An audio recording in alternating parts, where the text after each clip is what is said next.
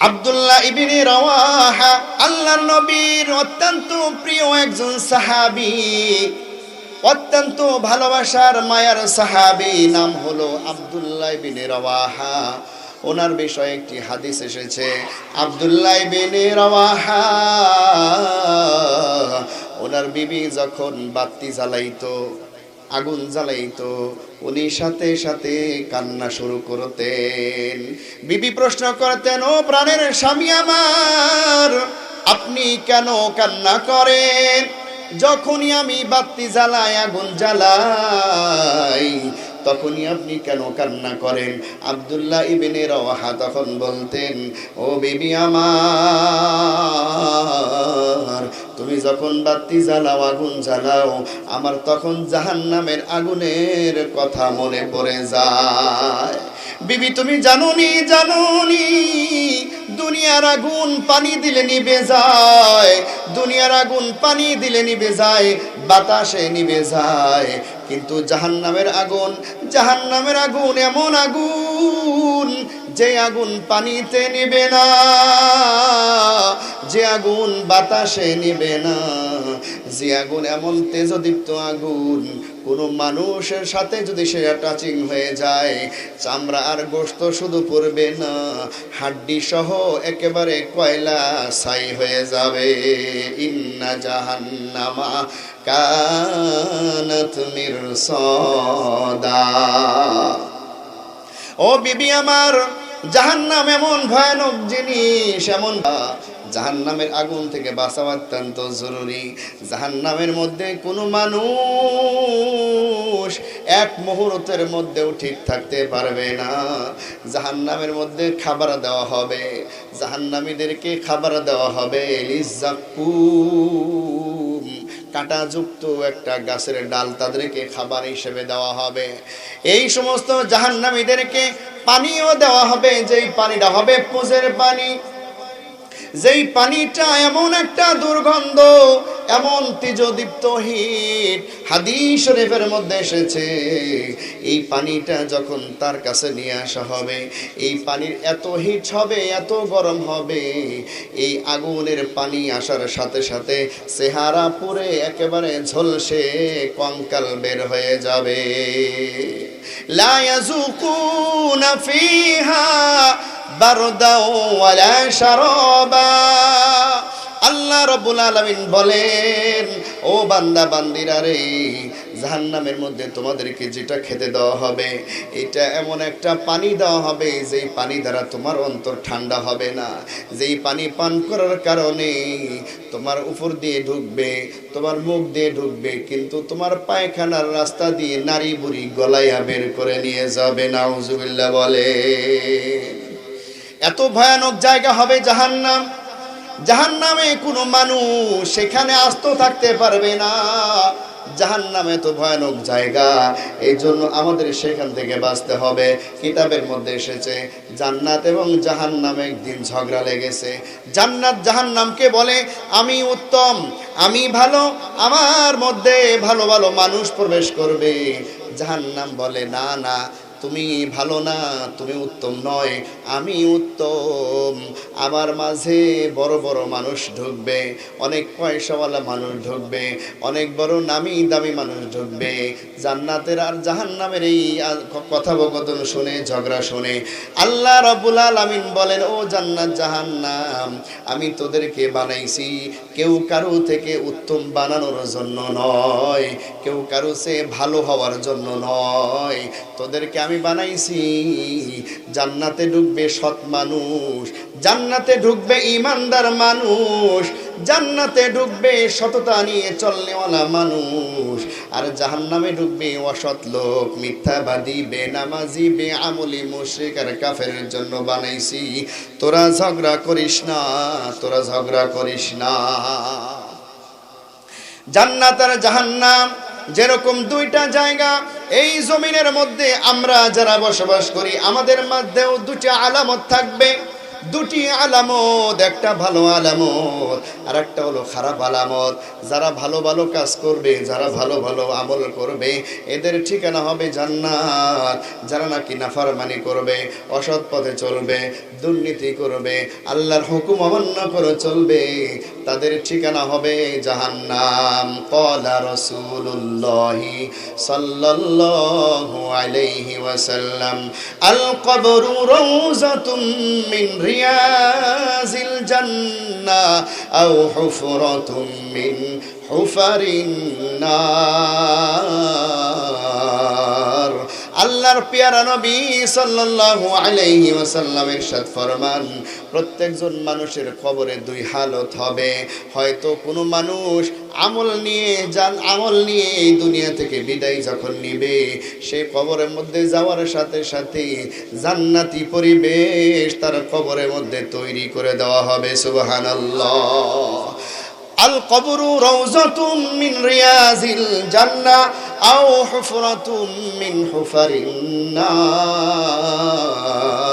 অথবা কোনো মানুষ বদ আমল নিয়ে যখন দুনিয়া থেকে বিদায় নেবে, কোনো মানুষ যখন বেঈমান হয়ে দুনিয়া থেকে বিদায় নেবে, ওই সমস্ত মানুষের জন্য কবর হবে জাহান্নামের ঠিকানা। এই মর্মে একটি ঘটনা আমি বইয়ের মধ্যে পড়েছি।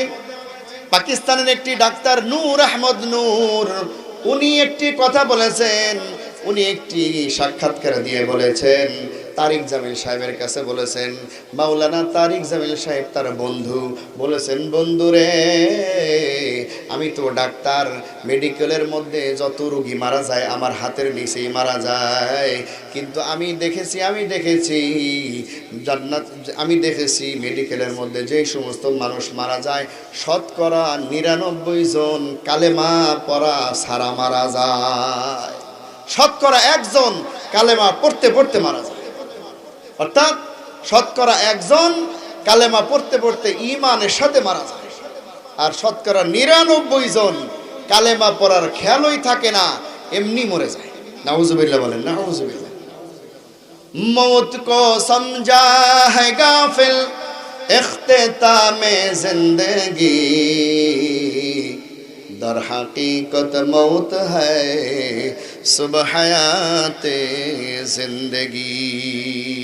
सारे दुनिया हो मुखालिफ कुछ नहीं नुकसान है, सारे दुनिया हो मुखालिफ कुछ नहीं नुकसान है, गम नहीं है डर नहीं है जब मेरे रहमान है। আল্লাহ হলো আমাদের সবচেয়ে আপন, আপন আর কেউ নাই। কারণ আপন যদি থাকতো তাহলে মৃত্যুর পরে আপনি আমার সাথে যে আপন সে কবরে যাইত, কিন্তু কবরে কেউ সাথে যাবে? কেউ যাবে না, কেউ যাবে না। আপন আপন বলো যারে আসল আপন না, আসল আপন দয়ার নবী আরেক আপন আল্লাহ। ঠিক কি না? সুতরাং আল্লাহকে ভালোবাসতে হবে, নবীকে ভালোবাসতে হবে, আল্লাহর হুকুম মানতে হবে। আল্লাহর হুকুম মানা অত্যন্ত সহজ। যেখানেই থাকি না কেন সেখানেই আল্লাহর হুকুম রয়েছে, যেখানেই যেভাবেই থাকি না কেন আল্লাহর হুকুম মানা অত্যন্ত সহজ। সেইখানে ওইভাবে ওই হালতে আল্লাহর হুকুম মানব, তাহলে আমি আপনার জীবনের প্রতি আল্লাহ পাকের সন্তুষ্টি অর্জন হবে। জান্নাত দো যখ সে ইয়া রব ক্যা করু, জান্নাত দো যখ সে ইয়া রব ক্যা করু, আরজু হ্যায় মাই তুঝে দেখা করু। দুনিয়াতে এসেছি আমরা সিরিয়াল ধরে এসেছি। আগে দাদা এসেছে, এরপরে বাবা এসেছে, এরপরে আমরা এসেছি, এরপরে আমাদের ছেলেরা এসেছে, এরপরে নাতিপতি আসবে, কিন্তু দুনিয়া থেকে চলে যাওয়ার কোনো সিরিয়াল নাই। ঠিক কিনা বলেন? বাবার কাঁধে সন্তানের লাশ উঠে যায়, সন্তান অনেক সময় বাবার আগে মারা যায়। যদি বাবা সন্তানের আগে মারা যায় এটা তো মানা যায়, কিন্তু বাবার কাঁধে যদি সন্তানের লাশ ওঠে তখন কিন্তু কেউ সহজে মানতে পারে না। কবর বাইতিন কুল্লু নাফসিন দাখিলু, কবর বাইতিন কুল্লু নাসিন দাখিলু। এখানে যারা আছেন কার কার মা অথবা বাবা মারা গেছে একটু হাত উঠান দেখি। অধিকাংশই মাশাআল্লাহ। আল্লাহ তাআলা যতগুলো মানুষের হাত উঠাইছেন আল্লাহ তাআলা এনাদের মা বাবার কবরকে জান্নাতের টুকরা বানায় দিন বলেন। কবরে মা অথবা বাবাকে রেখে কি দোয়া পড়তে হয়? বিসমিল্লাহি ওয়া আলা মিল্লাতি রাসূলিল্লাহ। ওগো আল্লাহ, আমার জনম দুঃখী মা বাবা আমাকে জন্ম দিয়ে দুনিয়ার আলো বাতাস দেখাইছে। আমার মা কষ্ট করে বড় করে আমাকে দুনিয়ার আলো বাতাস দেখাইছে। বাবা কষ্ট করে রোজগার করে ইনকাম করে লেখাপড়া শিখাইয়া সমাজের মধ্যে সম্মানের স্থানে নিয়ে গেছে। খরচ দিয়ে পড়াশোনা করাইয়া অনেক বড় করাইছে। ও মাবুদ, আজকে আমার বাবাকে তোমার এখানে কবরের মধ্যে সুপর্দ করে দিয়ে গেলাম। আমার মা জননীকে তোমার এই হুকুমে তোমার এই জমিনের কবরের মধ্যে আমরা প্রবেশ করাইয়া দিলাম। ও রব, ছোট্টবেলায় আমাকে যেমন কষ্ট করে লালন পালন করেছে, আদর করে মহাব্বত করে বড় করেছে, ও রব আজকে আমি কবরে দিয়ে গেলাম। তোমার কাছে আমি সেই আশার প্রত্যাশা করি আমার মাকে তুমি সেইভাবে আদর মায়া করো। আমিন বলেন আমিন। দুঃখের কথা হলো অনেক সন্তান আছে মায়ের কথাকে মানে না, বাবার কথা মানে না, মা বাবার অবাধ্য হয়ে যায়। আল্লাহ রাসূল সাল্লাল্লাহু আলাইহি ওয়াসাল্লাম বলেছেন, তোমার জান্নাত অথবা তোমার জাহান্নাম তোমার মা অথবা বাবার মধ্যেই নিহিত আছে। হুমা জান্নাতুকা ওয়া নারুকা আও কামা ক্বালা আলাইহি সালাতু ওয়াসসালাম। তোমার হয়তো জান্নাত অথবা জাহান্নাম নির্ধারণ হবে মা অথবা বাবার সেবার খেদমতের উপর ভিত্তি করে। অনেক সময় ছেলে বিয়ে করার পরে বউয়ের কথায় মা বাবাকে কষ্ট দেয়, আছে না নাই? আমরা তো সারা দেশে ওয়াজে যাই, দেখা যায় কিছু কিছু মুরব্বীরা এসে বলে, বাবা একটু সন্তানদেরকে একটু মা বাবার ফজিলত সম্পর্কে ওয়াজ করে। ছেলে কথা শুনে না। ছেলে গভীর রাতে ঘরে আসে, মা তার জন্য ভাত নিয়ে বসে থাকে, আর ছেলে মাতাল হয়ে এসে বলে, রাখো তোমার ভাত। সে জুতা আর শার্ট পরা অবস্থায় ঘুমের মধ্যে ঢলে পড়ল। এত বলার পরেও সে মানুষ হচ্ছে না, হুজুর একটু ওয়াজ করে যায়। আছে না নাই এমন সন্তান? প্রায় সমাজেই এইরকম নাফরমান সন্তান রয়েছে। কিতাবের মধ্যে পড়েছিলাম একজন ছেলে নওজওয়ান যুবতী স্ত্রীকে বিয়ে করলো। বিয়ের কয়েকদিন পরেই তার পেটে সন্তান এসে যায়। এই যুবক তখন কোনো কারণে অ্যাক্সিডেন্টের মাধ্যমে মারা যায়। এই যুবতী মেয়ের পেটের মধ্যেই যে সন্তান এসেছে, সে তখন চিন্তা করলো, এই বয়সে আমার স্বামী মারা গেল, এই বয়সে আমি স্বামী হারা হয়ে গেলাম, বিধবা হয়ে গেলাম, সন্তানটা হোক, তারপরে দেখি কি করা যায়। এই মা হাঁটি হাঁটি পা পা করে 9 মাস 10 দিন 10 মাস 10 দিন পেটের মধ্যে সন্তানকে বহন করলেন। অতঃপর সন্তান যখন ভূমিষ্ঠ হয়ে গেল, সে দেখতে পাইল একটা পুত্র সন্তান হয়েছে। তার মনের মধ্যে আনন্দ হয়ে গেল, সে অত্যন্ত খুশি হয়ে গেল। এই সন্তানের চেহারাকে দেখে ফুটফুটে চেহারা, আল্লাহর কাছে ফরিয়াদ করে বলে, আঁচল উঠিয়ে বলে, ও রব তুমি আমাকে যেই মহান নিয়ামত আমার সন্তান দিয়েছো, ও আল্লাহ বাকি জীবন আমি সন্তানকে সাথী নিয়ে কাটিয়ে দেব। আমি আর বিয়ে শাদী করব না, ঘর সংসার করব না, এই সন্তানের মুখ আর চেহারা দেখে দেখে আমি বাকি জীবন কাটিয়ে দিব। এই ইরাদা করে, এই নিয়ত করে এই সন্তানকে মানুষ করা শুরু করলো। নিজে যা করতে পারে করে, অন্যের ঘরে কাজ করে করে কিছু ইনকাম করে, কিছু খাদ্য পানি দানা পানি পায়, এগুলো নিয়ে এসে নিজে খায় আর সন্তানকে দুধ পান করায়।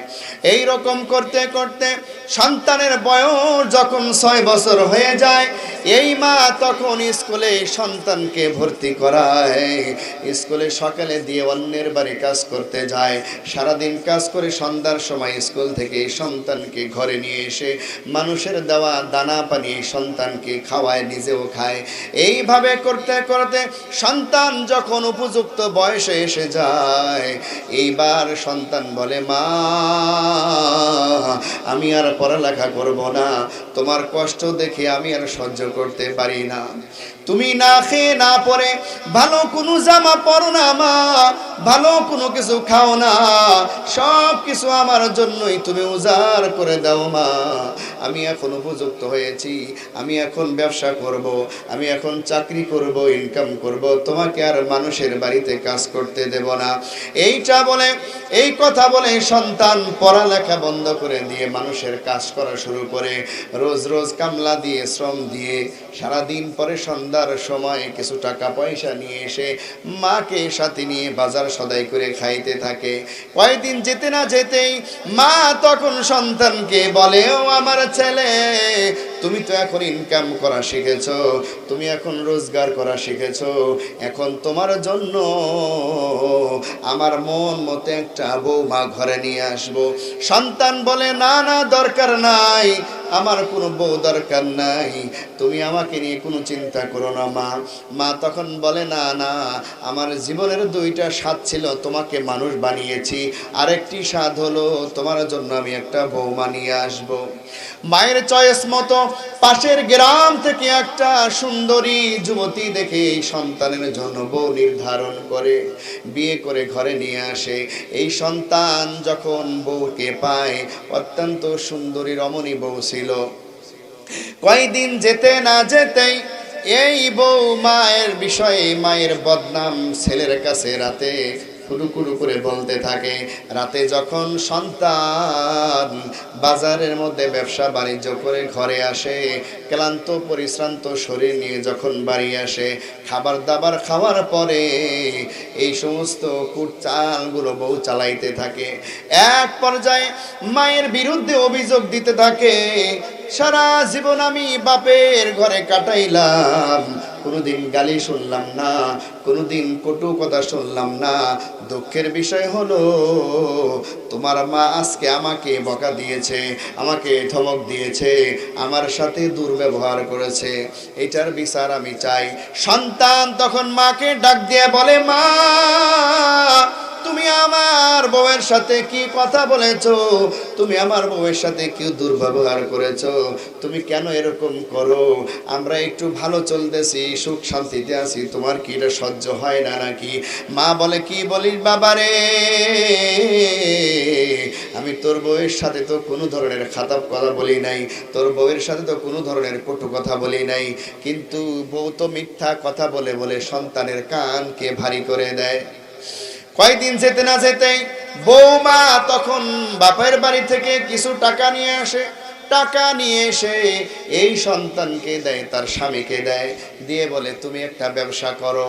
এই সন্তান, এই স্বামী তখন এই টাকাগুলো নিয়ে একটা আখের ক্ষেত ভাড়া নিয়ে নেয়। আখের ক্ষেত ভাড়া নিয়ে সেইখান থেকে আখ কেটে কেটে বাজারে বিক্রি করে। প্রতিদিন তার এটা ব্যবসা হয়ে যায়।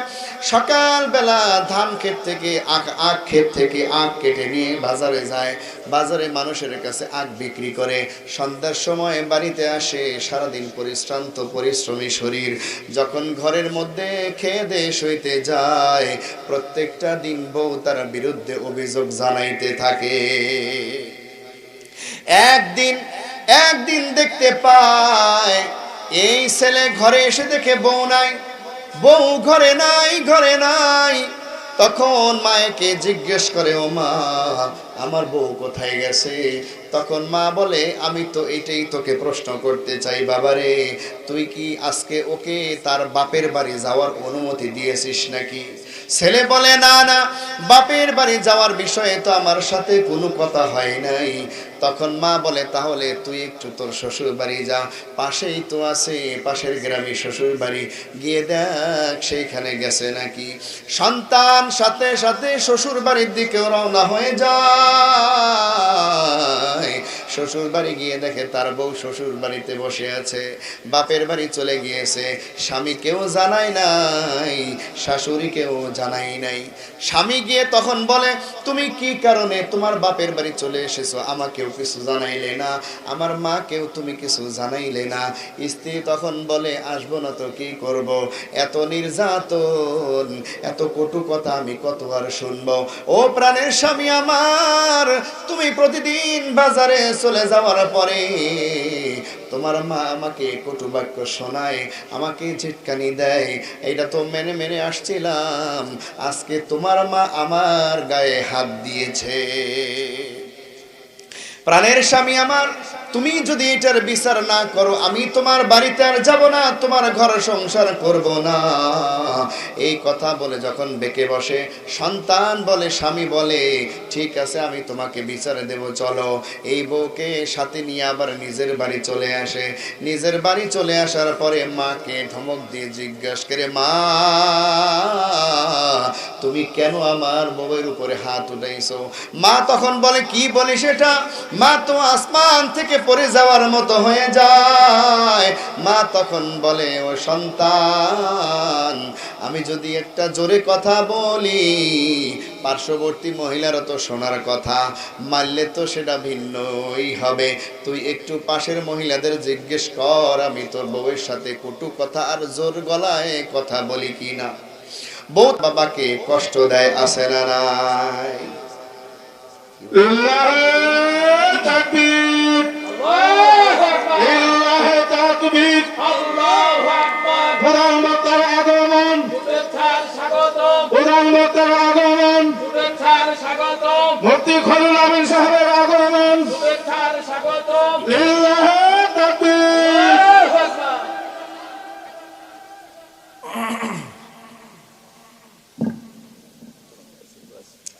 আল্লাহু আকবার বলেন, আল্লাহু আকবার। বলতেছিলাম, আমাদের সমাজেও এমন স্বামী রয়েছে, এমন সন্তান রয়েছে, বউয়ের কথায় মা বাবাকে কষ্ট দেয়। অতঃপর রাত্রি যখন গভীর হয়ে যায়, শুইতে গেছে, স্ত্রী তখন স্বামীকে বলে, কানে কানে বলে, ও স্বামী আমার, তোমার মা যতদিন জীবিত থাকবে, তুমি আমার মাঝে কষ্ট ছাড়া আর কিছু পাওয়া যাবে না। সুতরাং আমি পরামর্শ দেই, তুমি তোমার মাকে হত্যা করে ফেলো। নাউজুবিল্লাহ বলে। স্ত্রী যখন এই প্রস্তাব দেয়, স্বামী বলে, তুমি এটা কি বলো, কি বলো, এটা কিভাবে সম্ভব? এবং এটা যদি মানুষ জেনে যায় তখন কি হয়ে যাবে? তখন স্ত্রী বলে, মানুষ তো জানবেই না, কেউ বুঝতেও পারবে না। প্রাণের স্বামী আমার, তুমি যে প্রতিদিন শেষ রাতে ঘুম থেকে উঠে আখ খেতে গিয়ে আখগুলো কাটতে থাকো, আখটাকে একটা বোঝা বেঁধে ফেলো, নিজেই মাথায় করে বাজারে নিয়ে যাও কষ্ট করে। তুমি যদি মাকে বলো, মা, আমি একা একা আখ ক্ষেত থেকে আখের বোঝাটা মাথায় নিয়ে বাজারে যাওয়া কষ্ট হয়ে যায়, মা, তুমি যদি একটু আমার সাথে জমিনে যাইতা, আমি আখগুলো কেটে দিতাম, বেচে দিতাম, তুমি বোঝা বানতা।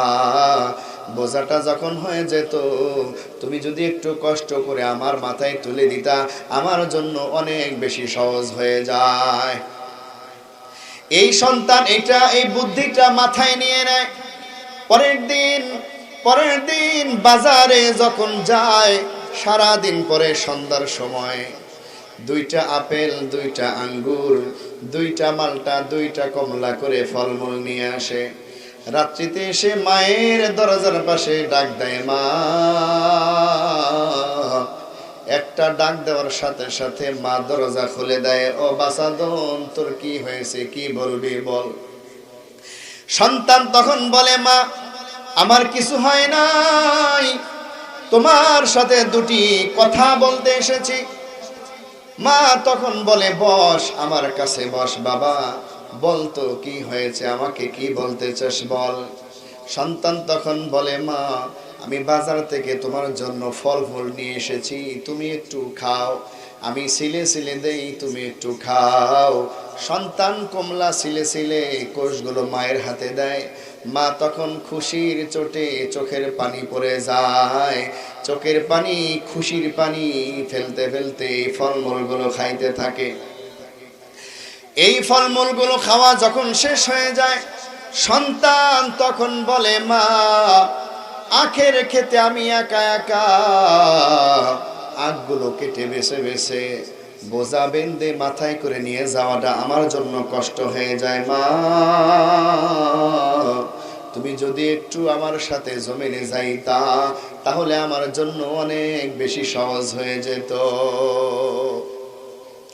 মার কাছে যখন এই প্রস্তাব দেওয়া হয়, মা সাথে সাথে বলে, সন্তান তোর জন্য আমি সারাটি জীবন দিয়ে দিয়েছি, আমার যৌবন দিয়েছি, আমি দ্বিতীয় কোনো ঘর গ্রহণ করি নাই, স্বামী সংসার আর গ্রহণ করি নাই। বাবারি, তোর এই কথা শুনে আমি আনন্দিত হলাম, তোর কাজে আমি অবশ্যই যাব, তোরে সহায়তা করতে অবশ্যই যাব। তুই যখন বের হবি আমাকে ডাক দিয়ে সাথে নিয়ে যাস। সন্তান রাত্রিতে ঘুমিয়ে যায়। শেষ রাত যখন হয়ে যায়, শেষ রাত যখন হয়ে যায়, মায়ের দরজার পাশে গিয়ে ডাক দেয়, মা। মাত্র একটা ডাক দেয়, সাথে সাথে মা দরজা খুলে দেয়। আল্লাহু আকবার। মা সারা রাত্রি ঘুমায় নাই, মা সারা রাত্রি ঘুমায় নাই, না জানি সন্তান কখন আমাকে ডাক দেয়। এই কথা ভেবে ভেবে মা ঘুমায় নাই। আমি যদি ঘুমিয়ে পড়ি, সন্তান আমাকে ডাকতে ডাকতে কষ্ট পেয়ে যাবে। মা সারা রাত্রি জাগ্রত ছিল। সন্তান শেষ সাথে একটা ডাক দেওয়ার সাথে সাথে মায়ের ঘুম ভেঙে যায়, মায় দাঁড়িয়ে যায়, দরজা খুলে দেয়। মা তখন বলে, বাবারে বাবারে তুই বের হয়ে যা, আমি রেডি আছি, আমি তোর পিছে পিছে আসতেছি। সন্তান কাঁধের মধ্যে একটা কোদাল নিয়ে সামনে সামনে যায়, মা পিছে পিছে সন্তানের পিছে পিছে যাইতে থাকে। এক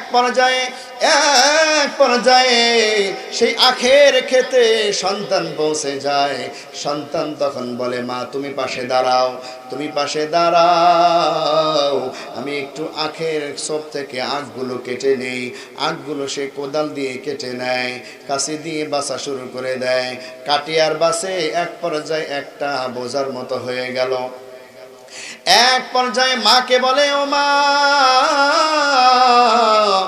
এই বোঝাটা তুমি একটু বাঁধো, আমি একটু আরো আখগুলো কাটতে থাকি, তাহলে কাজটা একটু আগাবে।